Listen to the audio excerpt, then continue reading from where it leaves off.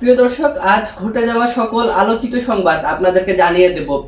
আজ বিএনপির ভারপ্রাপ্ত চেয়ারম্যান জনাব তারেক রহমানের কর্মসূচির সংবাদ আমাদের কাছে আছে বিএনপি চেয়ারপারসন বেগম খালেদা জিয়ার শারীরিক অবস্থা এবং তাকে কেন্দ্র করে বিএনপির যে কর্মসূচি সেই কর্মসূচির সংবাদ। এছাড়াও জামায়াতের আমির এবং জামায়াতের সেক্রেটারি জেনারেল তারা বক্তব্য রেখেছেন।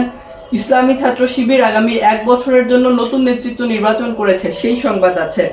ইনকিলাব মঞ্চ শাহবাগে একটি সমাবেশ করেছে, সেই সমাবেশের খবর আছে। এবং ন্যাশনাল সিটিজেন পার্টি এনসিপি তারা আগামী জাতীয় সংসদ নির্বাচনে কোনো একটি বড় রাজনৈতিক দলের সঙ্গে জোট করতে যাচ্ছে, সেই খবরটিও আমাদের কাছে আছে। তো সকল খবর বিস্তারিত জেনে নেওয়ার জন্য আগামী মুহূর্তগুলো আমাদের সঙ্গেই থাকবেন।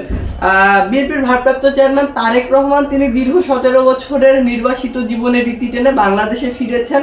বাংলাদেশে ফেরার পরেই তিনি একটি নাগরিক সংবর্ধনা অনুষ্ঠানে যোগদান করেন এবং দেশবাসীর উদ্দেশ্যে কৃতজ্ঞতামূলক ধন্যবাদ জানিয়ে কৃতজ্ঞতামূলক বক্তব্য রাখেন এবং তার মাকে দেখার জন্য এভারকেয়ার হসপিটালে গতকালকে গিয়েছিলেন। কিন্তু আজ জুম্মার নামাজ আদায় করার পরেই তিনি রাজধানীর মানিক মিয়া এভিনিউয়ে তার পিতা এবং বিএনপির প্রতিষ্ঠাতা সাবেক রাষ্ট্রপতি জিয়াউর রহমানের মাজার জিয়ারত করার জন্য যান। সেখানে যাওয়ার পরে একটি আবেগঘন মুহূর্তের সৃষ্টি হয়। তিনি ফাতেহা পাঠে অংশ নেন এবং মোনাজাত করেন তার পিতার জন্য। এরপরই সঙ্গে থাকা নেতাকর্মীদেরকে পিছনে সরে যেতে অনুরোধ করেন এবং বেশ কিছু সময় বাবার কবরের পাশে দাঁড়িয়েছিলেন তারেক রহমান। এবং জিয়াউর রহমানের কবর জিয়ারতের পরে সাভারে জাতীয় স্মৃতিসৌধে শ্রদ্ধা জানানোর জন্য তারেক রহমান গিয়েছেন, এমন একটি সংবাদ আছে। আজ শুক্রবার ছিল, শুক্রবারে জুম্মার নামাজে বাংলাদেশের বিভিন্ন মসজিদে বেগম খালেদা জিয়ার শারীরিক সুস্থতা কামনা করে দোয়া মাহফিলের আয়োজন করে বিএনপি এবং বেগম খালেদা জিয়ার শারীরিক সুস্থতা কামনা করে সেই মাহফিলে দোয়ার ব্যবস্থা করা হয়। এছাড়াও জামায়াত আজ একটি অনুষ্ঠান করেছে। আজকে আগারগাঁওয়ে রাজধানীর চীন মৈত্রী সম্মেলন কেন্দ্রে ইসলামী ছাত্র শিবিরের বার্ষিক যে সম্মেলন সেটি অনুষ্ঠিত হয়, বার্ষিক কেন্দ্রীয় সদস্য সম্মেলন অনুষ্ঠিত হয়। সেই সম্মেলনে আগামী 1 বছরের জন্য নতুন নেতৃত্ব বেছে নিয়েছে শিবির।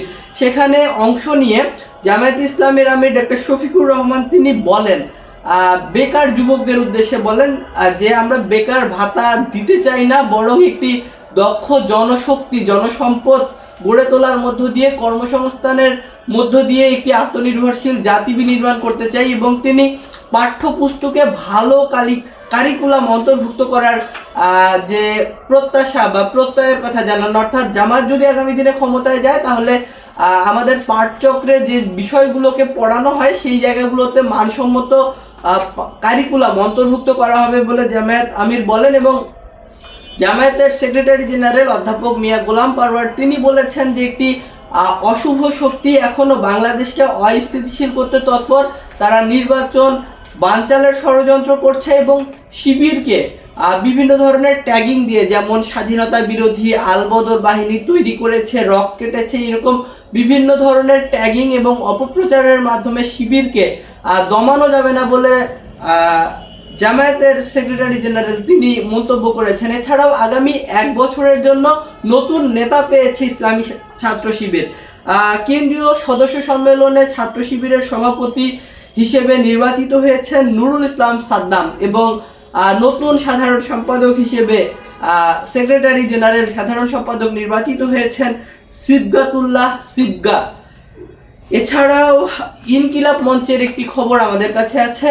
আজ রাজধানীর শাহবাগে শহীদ ওসমান হাদি স্মৃতি চত্বর, সেই চত্বরে সমাবেশ করেছে ইনকিলাব মঞ্চ এবং সেই মঞ্চের সমাবেশে আগামী 30 কার্যদিবসের মধ্যে ওসমান হাদির যে খুনি সেই খুনিদেরকে আটক করে তাদেরকে আইনের আওতায় নিয়ে আসার জন্য দাবি জানানো হয়।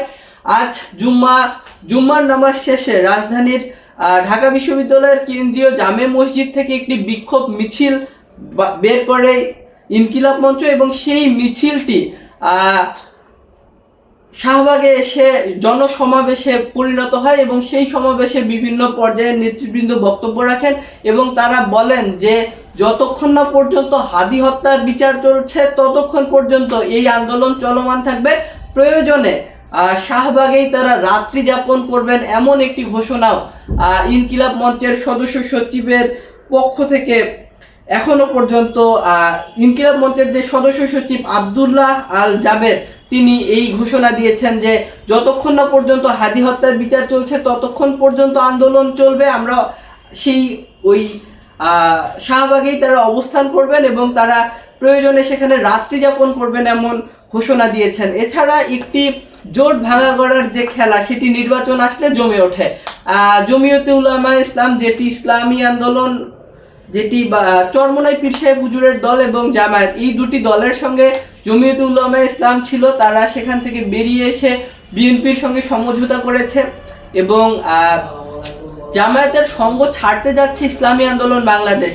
এছাড়াও মাওলানা মামুনুল হকের নেতৃত্বাধীন খেলাফত মজলিসেরও জামায়াতের সঙ্গে যে আপোষ আছে, সমঝোতা আছে, সেটি ভেঙে যাচ্ছে এমন সংবাদ আমরা গণমাধ্যমে প্রকাশিত হতে দেখতে পাচ্ছি। এবং ন্যাশনাল সিটিজেন পার্টি এনসিপি আগামী জাতীয় সংসদ নির্বাচনে জামায়াতের সঙ্গে আসন সমঝোতা করে নির্বাচনে অংশ নিতে পারে এবং সেই লক্ষ্যে দলটির শীর্ষ নেতৃবৃন্দ একে অপরের সঙ্গে একাধিক বৈঠক করেছেন, আলাপ আলোচনা চলছে এবং খুব শীঘ্রই তারা একটি আপোষ রফা করতে পারবেন, সমঝোতায় আসতে পারবেন এবং সমঝোতায় আসার পরপরই গণমাধ্যমে এটি জানানো হবে বলে আশা করা যাচ্ছে। এবং দায়িত্বশীল সূত্রগুলো জানাচ্ছে যে খুব বেশি কিছু যদি হেরফের না হয় তাহলে আগামী জাতীয় নির্বাচনে জামায়াত ইসলাম এবং ন্যাশনাল সিটিজেন পার্টি, জাতীয় নাগরিক পার্টি এনসিপি তারা জোটবদ্ধভাবে অংশ নিতে যাচ্ছে। তো প্রিয় দর্শক,